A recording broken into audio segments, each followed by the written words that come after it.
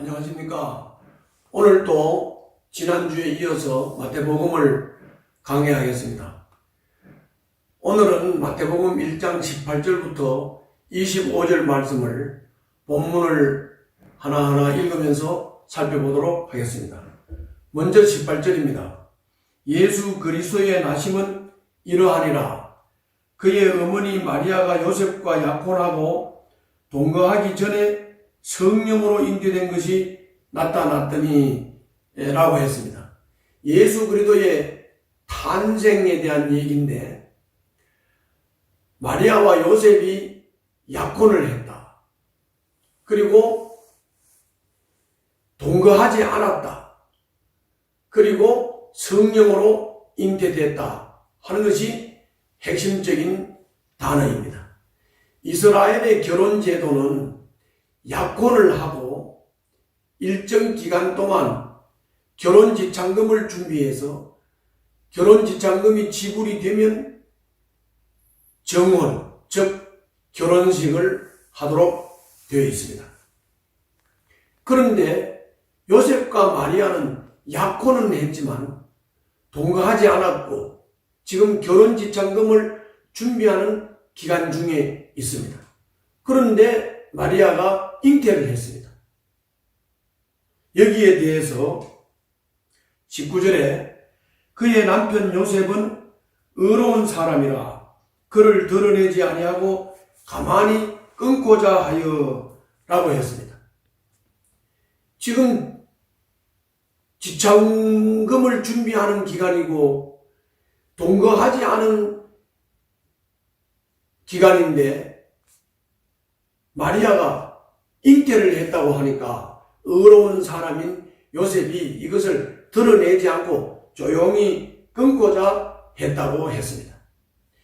요셉이 이런 생각을 하고 있는데 20절에 보면 이 일을 생각할 때에 주의 사자가 현몽하여 이르되 다윗의 자손 요셉아 내 아내 마리아 데려오기를 무서워하지 말라. 그에게 잉태된 자는 성령으로 된 것이라 라고 했습니다.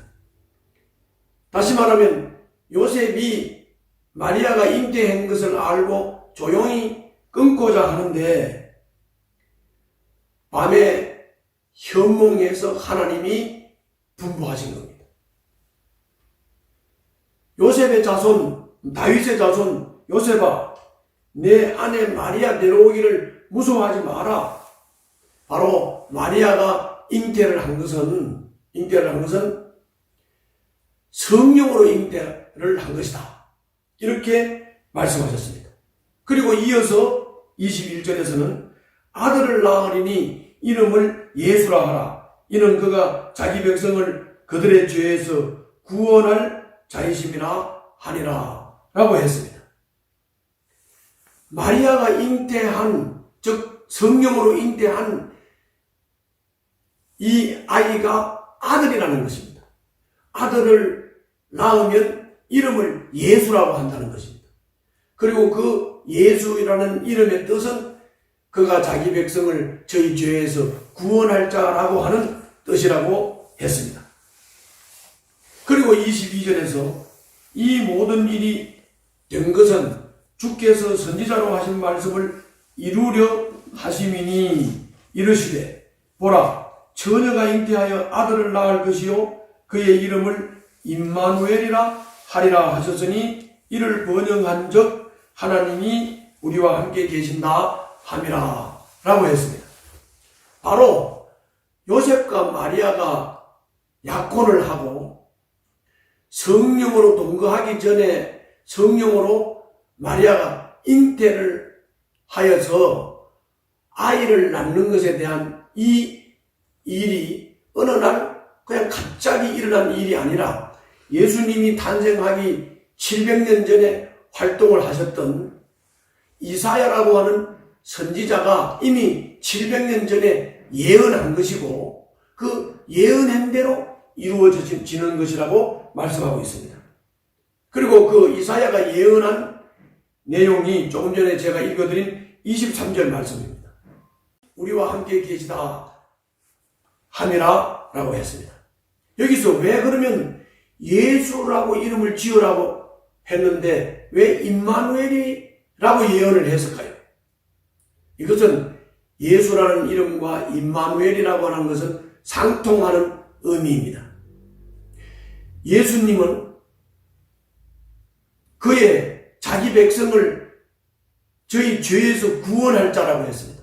하나님이 우리와 함께 하지 못하는 것은 우리가 죄인이기 때문이고 이 죄 문제가 해결되지 않기 때문에 하나님이 우리와 함께 할 수 없는 것입니다. 그런데 예수님이 오셔서 자기 백성들의 죄를 해결하시고 구원을 하셨기 때문에 이제 하나님이 우리와 함께 하실 수 있는 것입니다. 그래서 예수님이 우리에게 오셔서 죄 문제를 해결함으로 하나님이 우리와 함께 하시는 것, 즉 임마누엘, 우리와 함께 하시는 하나님, 같은 의미인 것입니다. 서로 상통하는 의미를 가지고 있다는 것입니다. 그리고 24절을 보면 요셉이 잠에서 깨어 일어나 주의 사자의 분부대로 행하여 그의 아내를 데려왔으나 라고 했습니다. 다시 말하면 요셉이 잠에서 깨어나서 그 현몽을 통해서 하나님이 분부한 대로 그의 아내를 데려온 것입니다. 하나님의 뜻에 순종한 것이죠. 이어서 25절을 보면 아들을 낳기까지 동참하지 아니하더니 나음의 이름을 예수라 하니라 라고 했습니다. 현몽을 통해서 주의 사자가 분부하고 계시하여 깨우쳐 주신 이것을 요셉은 그대로 믿음으로 받아들인 것입니다. 그래서 마리아가 아이를 낳을 때까지 동침하지 않았다고 했습니다. 그리고 아이를 낳자 분부한 대로 이름을 예수라고 했습니다. 바로 요셉의 믿음의 순종을 우리가 여기서 볼 수가 있습니다. 자, 지난주에 우리가 문제를 제기했던 대로